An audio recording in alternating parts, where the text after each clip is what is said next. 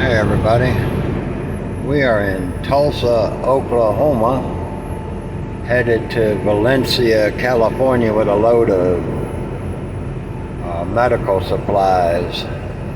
We had to go to Groveport, Ohio. Now, I'm sure not everyone from Ohio is a jerk, but boy, everybody I met was. We went up there to pick up this load, and the yard dog, the guy that moves the trailers around, I said, "Where's my trailer?" And he mumbled something, and I said, "What?" And then he screamed, "La, la, la, la, la." And I said, "Okay." And I backed up to it, and they had a red light on it, and they said it was ready, and so I went back over and I said, "Hey, y'all need to unlock it." And he said, "Just sit there, we'll get to it when we get to it." And I'm like, "Oh, okay." You know, the guy's like 30 years old. Then some other punk comes out, and he's got a big time attitude. They already had the load locks on, but they had a short pallet at the back and then two tall pallets behind it, and they only had a load lock on the back pallet, which is just a recipe for disaster. But they won't let you mess with these loads because they're so expensive. I said, "How much does it weigh?" He said, "I don't worry about how much it weighs. I worry about how much money it's worth." And I said, "Well, I'm a truck driver and I worry about how much it weighs, and it's a federal law that you have to tell me on the paperwork how much it weighs." And anyway, he grumped and griped. And so you're supposed to take this load 250 miles before you stop, because it's a valuable load. And I guess they get hijackers, and so they figure if you drive 250 miles without stopping, most cars couldn't follow you that far.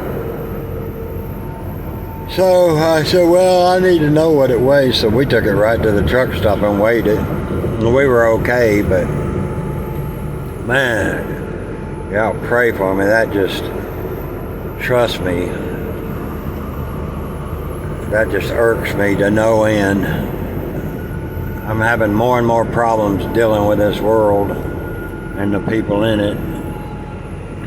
If it wasn't for people, I think I'd be all right driving a truck if I didn't have to deal with anybody ever.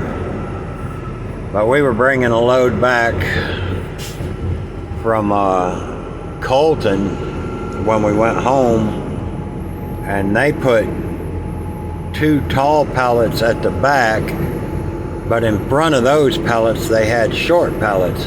Now, have you ever played that trick where you get on your hands and knees behind somebody, and then somebody pushes the guy over you and he falls? That's exactly what happened. Now, I can't put a load lock in front of those, and one of the pallets fell, and Walmart gave us a big deal about that. And then I had to hear the company griping, but I don't know how I could stop that. And they pretty much knew that, because they didn't say much after they saw how it was. But then they rejected two pallets, and then we gave it to a homeless shelter, I guess.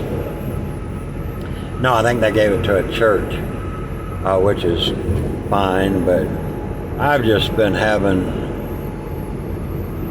you ever just had a run of luck? I know I don't believe in luck, but I mean, I'm just having a run where it seems like everything just, and now I'm worried about this load because it's got a short pallet in the back and then two tall pallets in front of it. It's real light, so it might be okay, but Oklahoma, St. Louis, these roads are like, literally like bucking broncos nowadays. They're just almost impossible to keep a load intact all the way across the country. And he didn't want me getting up there to fix the load locks. He said, we don't ever have a problem, huh? It's just the attitude of that kid was, I don't know. Anyway, hope everybody's doing well. I had a good time at home. I was kind of sick for a couple days. I wasn't really nothing major. I just didn't have any energy. I didn't even drive my Jeep much. I did take my mom up to Helen, Georgia, and then we got to Helen and we said, let's just go on up. And we went to right by the North Carolina line there, Tallahassee, I think it is, Georgia. And I took her out to eat and everything. She's 84 years old and she really enjoys riding the Jeep in the mountains. So I took her up there.